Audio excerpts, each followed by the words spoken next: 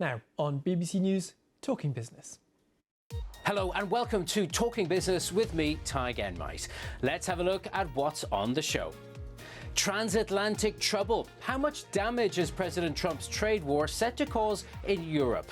From Ozempic to oil, EU-US trade is one of the biggest relationships in the world.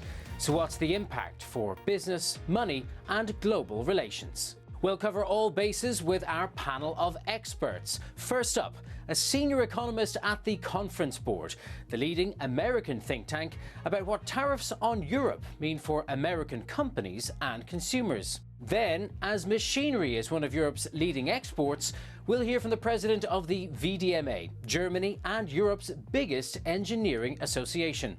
We'll also speak to the Irish government minister responsible for bringing in foreign investment about how politicians there are tackling the trade war. And finally, the boss of Italy's Translated.com. It does what it says on the tin, but he explains how the trade war is already hurting businesses that aren't even subject to tariffs. Wherever you're watching from, welcome to Talking Business. Since the end of the Second World War, there hasn't been much fighting on trade between the US and what's now the European Union. But President Trump has changed all that. The two sides are supposedly trusted security partners. France, Germany and Italy, along with the US, are some of the oldest members of the NATO military alliance. However, that trust has now been swapped for tariffs or import taxes that threaten the future of one of the world's biggest and most profitable trade relationships. And that could lead to global economic disruption. Last year, the EU sold $601 billion worth of goods to the US, but just $377 billion worth went the other way. The difference, or the deficit, of $224 billion is one of President Trump's biggest problems with the EU. Europe's biggest sellers are pharmaceuticals, vehicles and industrial machinery, whereas America's biggest sellers are petroleum, also pharmaceuticals and power-generating equipment. But at the start of April, President Trump threw the future of all that up in the air as he announced what he called reciprocal tariffs against most of the world. They would vastly inflate the average tariff on EU-US trade, which for both sides was less than 1.5%. We're going to charge. European Union, they're very tough, very, very tough traders. You think of European Union, very friendly. They rip us off. It's so sad to see. It's so pathetic. 39%, we're going to charge them 20%, so we're charging them essentially half. Well, those tariffs and those the EU planned in response have been suspended until July to allow time for talks. They're happening in earnest, but new trade deals often take years to put in place. I do not want us to enter into an open trade war with the United States of America and the People's Republic of China. On the contrary, I would like us to continue to promote the model that we have developed so successfully over decades, namely open global markets, with all those who are of goodwill in the world, and there are many of them. We will also propose to the United States that it would be best if we went to zero on all customs duty in the trading of goods. As well as the tariffs on individual countries, President Trump has also targeted specific industries. He's already slapped import taxes on steel, aluminium and cars coming into the US, and the movie and pharmaceutical industries are firmly in his crosshairs as he seeks more production in the US. So let's find out how businesses on both sides view this. We begin in the United States with the Conference Board. It not only measures how consumers feel, but also represents more than 2,000 businesses. I've been speaking to that think tank's senior economist. Erin McLoughlin, thank you for joining us today. You know, even President Trump has acknowledged his tariffs will cause some damage to the US economy. In your view, how damaging could they be? Well, they can be significantly damaging. So as you all probably know, the U.S. has 10% tariffs on goods imported from almost every economy in the world, very high tariffs on goods imported from China, which are right now at about 145%. So we've already seen much less cargo volumes coming into our West Coast ports from China. And as a result of this, sort of weakening of trade, weakening of economic activity. We expect that the damage could be over a 1% hit to our GDP forecast for the US, and also an up to 0.5% hit to the global GDP as well. And how much worse would it be if Donald Trump does follow through with his tariffs against the European Union, if the talks that are underway right now don't succeed? Well, if the talks don't succeed, it could represent a weakening of all economies across the board. So right now, we are about a third the way through this sort of holding pattern. The administration put the initial very high tariffs that were proposed and put in force on April 2nd on hold. And so on July 9th is sort of the next deadline for those tariffs that are now holding at 10% to go back up to much higher levels. So it may be a few months before we see an impact between Europe and the US. Looking specifically at the US, in the first 3 months of this year, the economy shrank for the first time in 3 years. So that really shows that the pain for these tariffs is already being felt. It is already being felt. And the other thing that's very interesting is the expectation of the tariffs is actually having an impact. So for both businesses that need to plan well in advance, their inventories, their production, their manufacturing, not knowing what the tariff rate is going to be for the goods coming into the country, into the US, has changed things. And then for US consumers who may be thinking, well, we're going to have an economic slowdown, or the goods that I like to purchase are going to be much more expensive. We're seeing that a lot of consumers are rethinking some of their big purchases. And then there's the prospect of European retaliation. The EU is purportedly preparing its response. How would American exporters cope with that? I think it would be very, very challenging. Obviously, one of the benefits of living in a global economy is that we all get to enjoy the finest and best things that are made well in all of our different economies. And so I think that American consumers will definitely be impacted. One example we often use is, especially even just when it comes to cost, obviously in the US, a lot of wine from Europe is imported. And obviously, we make wine in California. But the analysis has shown that items like that will all go up in price because the supply chain for something like wine will be impacted, including wholesalers and just how even US growers and vintners sell their products. So it just will have effects all around on all different kinds of products, both for Europe and for the US. So getting back to those trade negotiations, what sort of concessions do you think could allow both sides to make a deal that restores confidence in the US and European economies? I think the sectoral items are really, really important. We know the biggest commodities exchanged are pharmaceuticals, which are still not experiencing tariffs, energy products, automobiles, and electronics.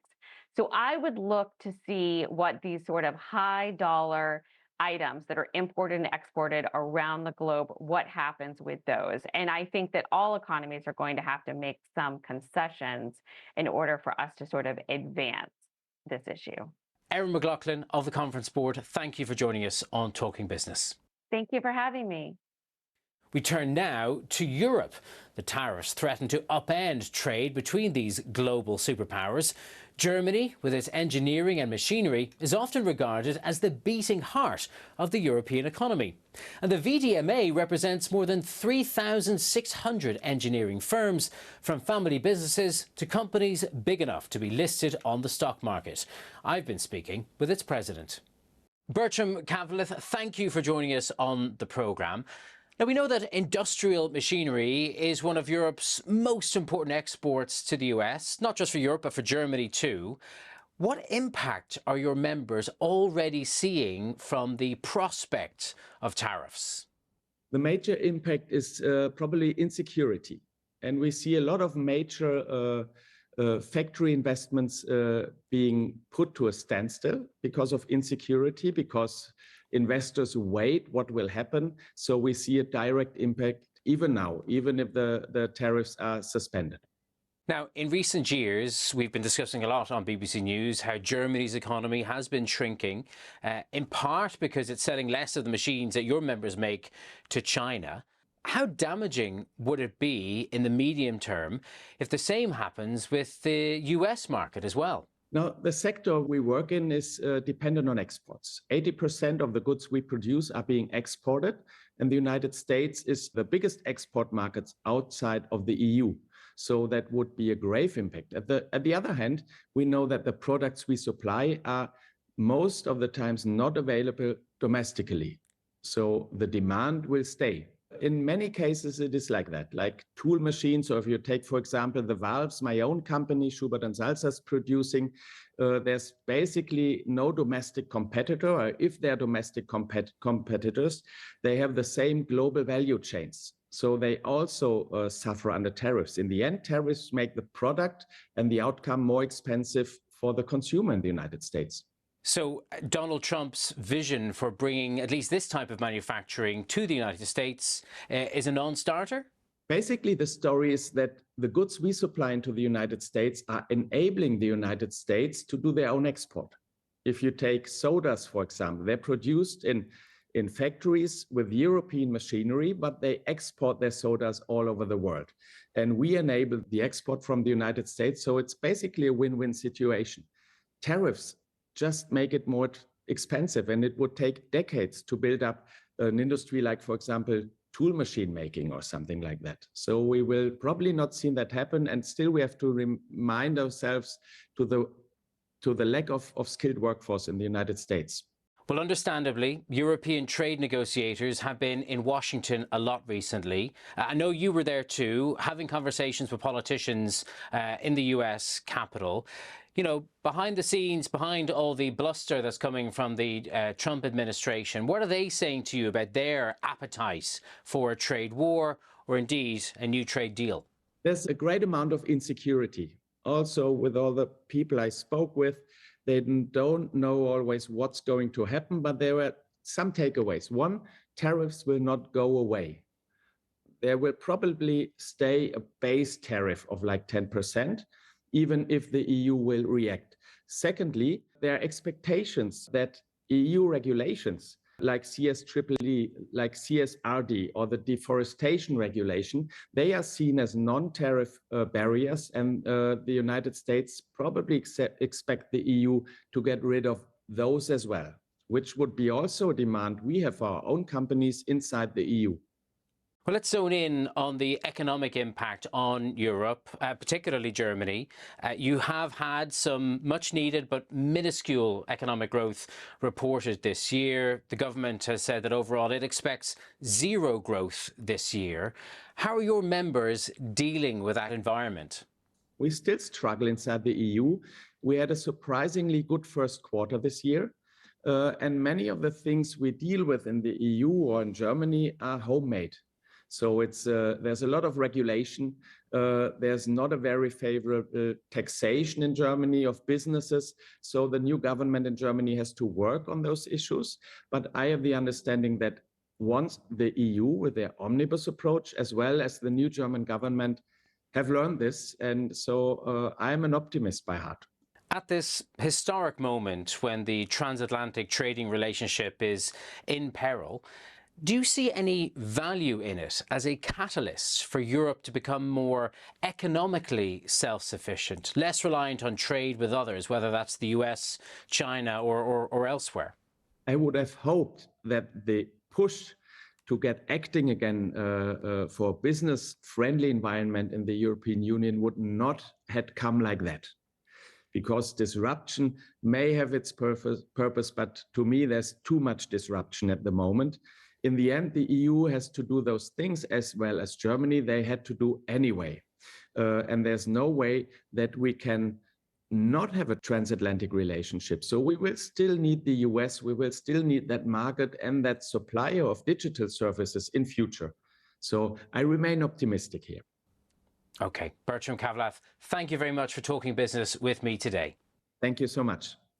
Well, to get to the heart of Europe's response, I've been speaking to a man who was Ireland's trade minister until February. Now his ministerial responsibilities include attracting the kind of foreign investment that's been key to Ireland's economic growth, as well as employment. Peter Burke, thank you for talking business with me today.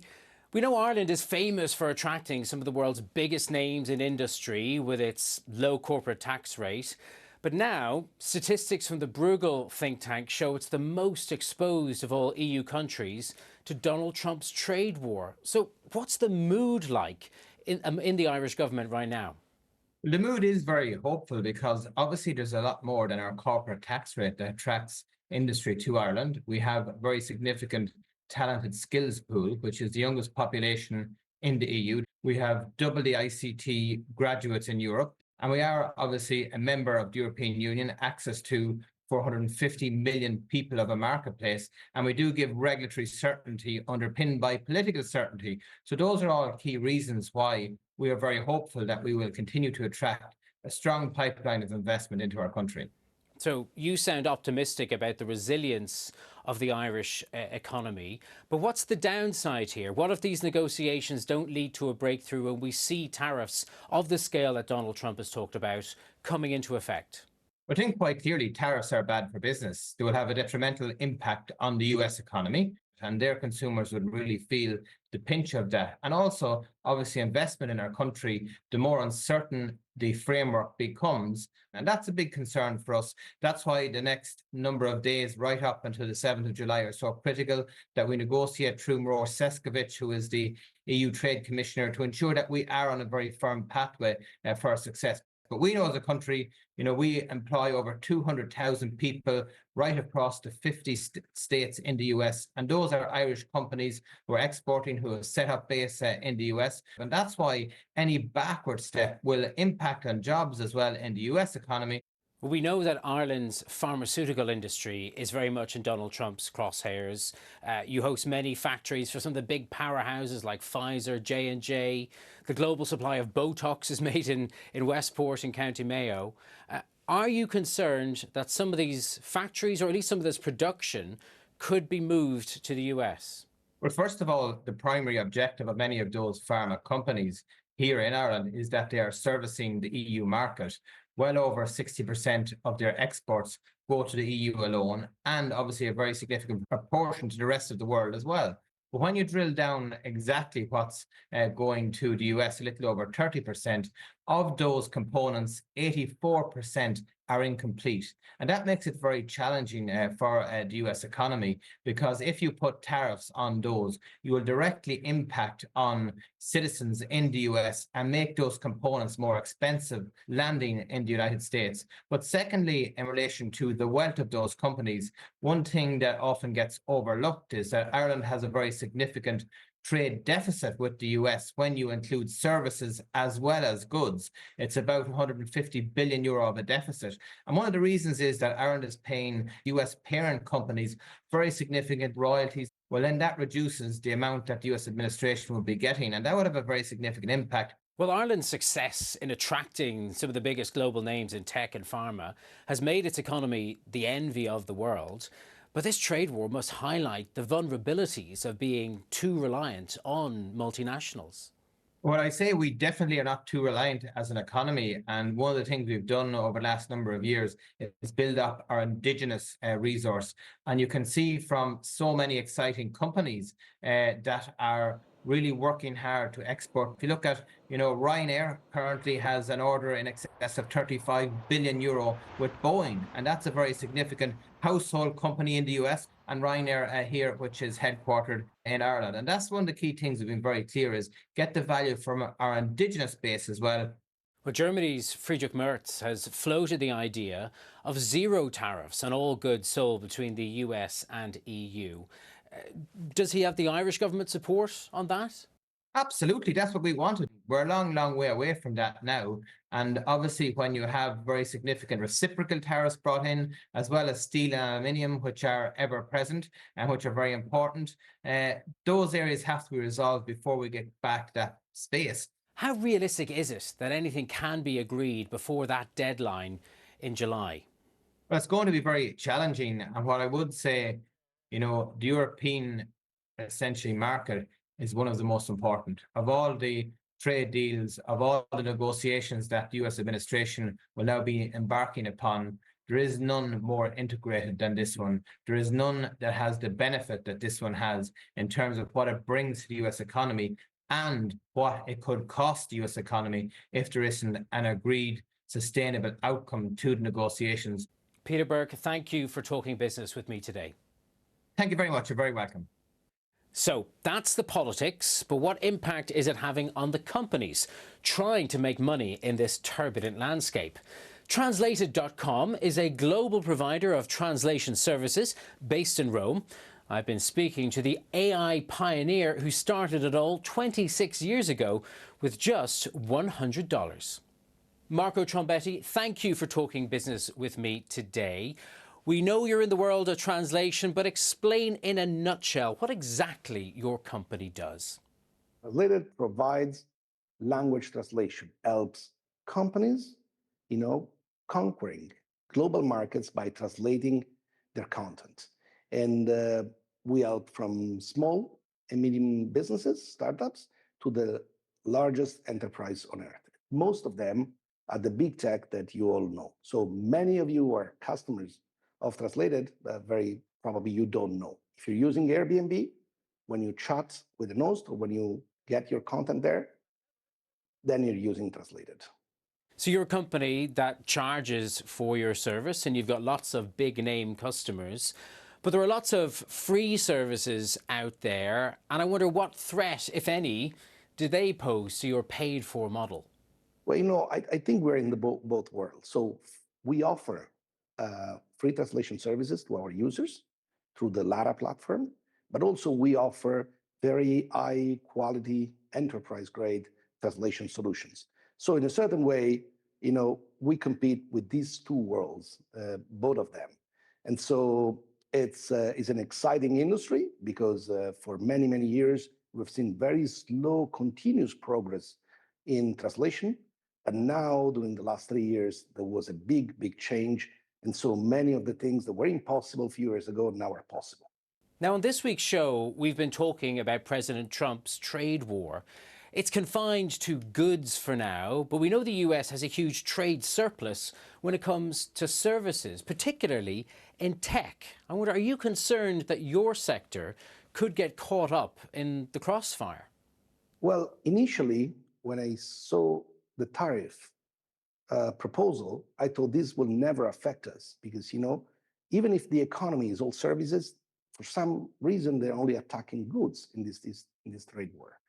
But then what happened is that the economy is way more complex than what we think, and everything adapts. So the announcement of tariff dropped the dollar value. So for us, we have a lot of customers in Silicon Valley, 80% of our business, they're paying us in dollars, and we have all our expenses in euro where translators are.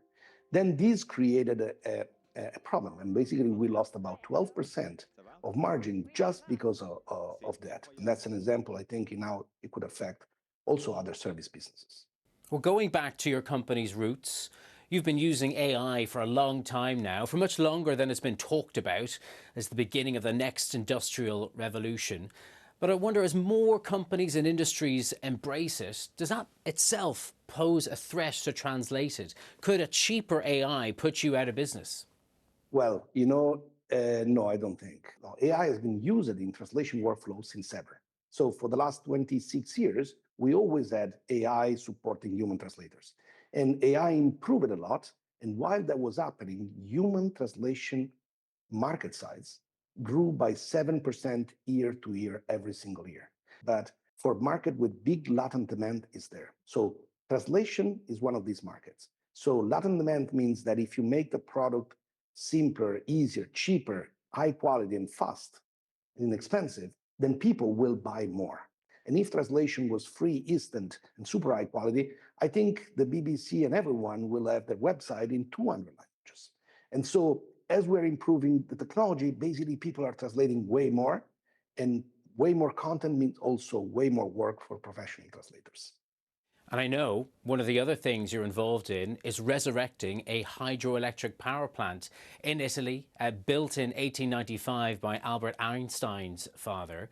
Do you think other companies need to be more involved in securing their own power supplies through renewables? Restoring and restarting one of the very first hydroelectric power plants in Europe, made by the father of Albert Einstein, was very emotional and for us has an important meaning. But, that only gave us the energy we needed 2 years ago. Now we use about 3 times the energy. And we will have to do more investment in that direction to be completely independent. And I discovered that I can actually get electricity at a lower cost by doing something good. So it was good for the environment and good for our business plan. But I don't know how this is scalable. So at the next level, we have to think also of different ways of building energy. And hydroelectric is great. It's probably the best for AI because it's continuous, it's base energy, night and day, is always there and it's green, but will never be able to fulfill the need that we will need. Marco Trombetti, thank you for talking business with me today. Thank you. That's all for this week, but you can keep up with all the latest on the global economy on the BBC News website and app. And don't forget, you can get in touch with me and some of the team on social media. I'm at Ty Enright. Goodbye for now.